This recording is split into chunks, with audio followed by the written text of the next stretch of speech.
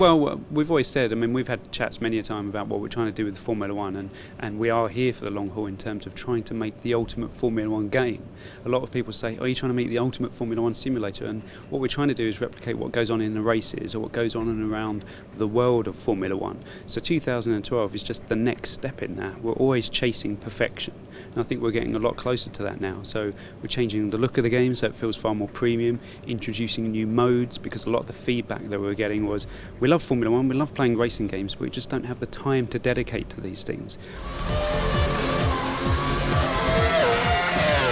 One of the first things we're adding is the young drivers test, and what we've come to realise is not everybody is a Formula One expert. We watch it day in, day out in the studio. We're really passionate about Formula One, but Formula One evolves all the time, so it's important for us to basically bring the player up to speed. You might have played lots of different racing games in the past but not really watched Formula One, or you've heard about it, you've seen this game coming out, you love the trailers coming out for it, and you think, I'd like to get into it, but is it really scary? So what the young driver test does in real life is takes rookies really that haven't driven a Formula One car and introduces them to that experience. Basically a training mode now to bring players up to speed, so that once you go into the main game modes, be it career or season challenge or introducing this year or even time trial, you feel equipped to drive the car. All these fancy things and toys that go on in the world of Formula One, how do you use them?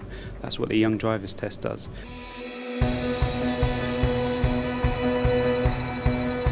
Beyond that, we've also got something called Season Challenge.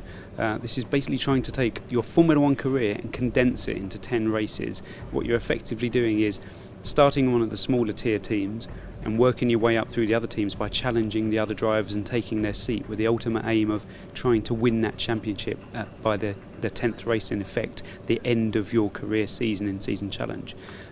We've also extended something called Time Attack, whereby in the previous game you had the ability to pick a car and then it was a set track, set weather, set tyres, which people seem to really enjoy, and we've extended that and called something, a new mode now called Champions Mode.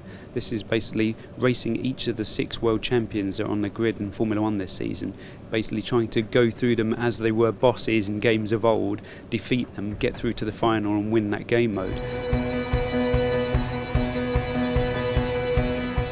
I think one of the things that we really like that TV broadcasters do is, in the build-up to a race weekend, they're kind of showcasing a lot of the highlights from the previous season or historic years, or you get the broadcast commentators talking about how to attack a particular track and how to get the time out of it, comparing it to previous laps, riding on board, and you can pick up loads of bits and pieces, lots of helpful information by watching these on TV. And we thought, well, in the game, if we're doing things like the young drivers test, we're trying to make it more accessible, trying to make it easier for the average person to just pick up and play and enjoy, which is crucial to us.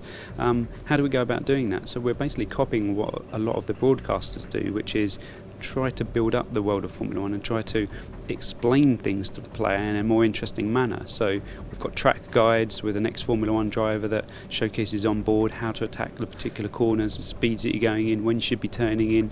You just have to watch those a few times and you can improve your lap. It's quite amazing how much of an impact that has. Changing the feel of the front end as well, so it feels far more premium. We keep talking about that this season in terms of making it look more like the world of Formula One. It's big business, it's glamour, it's a huge sport, so we're trying to replicate that by showcasing the cars in the front end, the last car that you've driven, maybe it's your career car. These are stunning machines and it's about time they showcase, so we're doing that in our front end.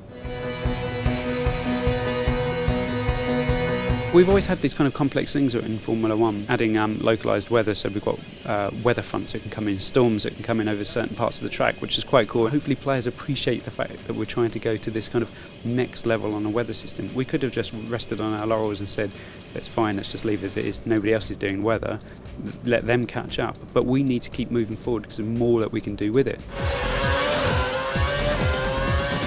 Well, the dust is always in there in terms of running wide on the track surface, running over the curbs at the beginning of sessions. Tyre marbles has always been in there as well, but we've kind of refined that system this year so it's a bit more obvious to the player. In previous games, I think it was a case of, in the very long races, you'd see those marbles building up on the outsides of the racing line, and you'd pick them up and then very quickly they were discarded. They didn't have a real big impact on kind of your driving performance. But now we've scaled it so that even in some of the shorter races, you see them building up on the side of the track. You can pick them up on the tyres. Their impact on the car handling a lot more in terms of reducing available tyre grip. The race engineer comments on them a lot more. So it's one of those things that if you don't know what's going on in the world of Formula 1, you don't know what tyre markers are, we're also using the race engineer to try and promote that knowledge and teach the player as to what's going on. Even in these short races, you should be able to see things that you're spotting on TV.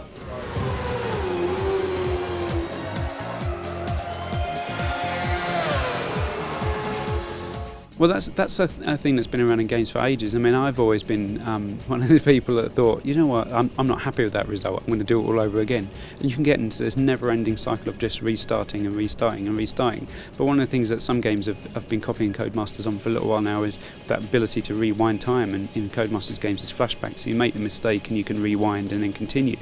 In terms of restarting, what we've tried to do is, if you're in a smaller team, and you're expected to maybe try and finish 15th or 10th and get a single world championship point, then we try and play kind of cinematic sequences that congratulate the player for achieving that. So when you do overachieve or hit your objective, you think, I've really done something. 10th for us in a small Formula 1 team is a huge success. Whereas all racing games are about winning, coming first. Really about being on the podium, being in the points, hitting your objective, crucially beating your teammate. And I think that makes for a richer experience whereby, depending on any team, you can really feel like you are the hero for that team, or you've done something very special. I don't know if we're trying to replicate how aggressive Maldonado is, but his stats in the game means that he's one of the more risk-taking drivers, if you like. He's willing to go for those small gaps. But funnily enough, when I came in this morning, I've been away for a few days and we've been updating the driver stats, and one of the guys said to me, Maldonado seems to be finishing really high.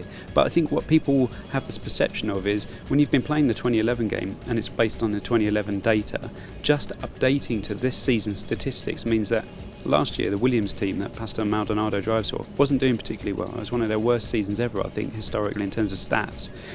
But this season they've already won a race. Pastor Maldonado's won a race. That car is capable of winning races in the right conditions. So this season's been up and down. So what we've been trying to do is better replicate what those drivers are capable of doing, but also quite crucially what the teams are able to do.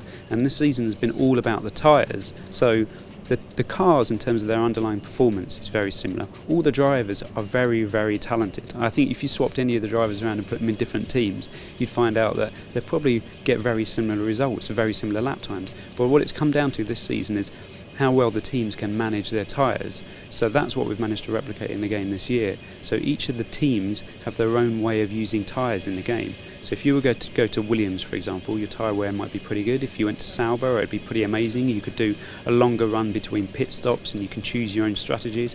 If you went to Mercedes, then you might struggle for rear tyre wear at the beginning of the career mode, but the front tyres are okay. So what it's really doing now is mixing things up. You might find that some teams are particularly strong on some circuits and weaker on others, to better replicate really what's going on in that season. In games of old, it's always a case of fastest guy in the fastest car is always going to win. There's that ultimate opponent. Now it really gets mixed up throughout the season, and during career mode the teams are working on improving their car performance and their tyre performance. So one team might be particularly strong at the start of the season, but at the end of the season it might be somebody else that's coming through to challenge you for the title.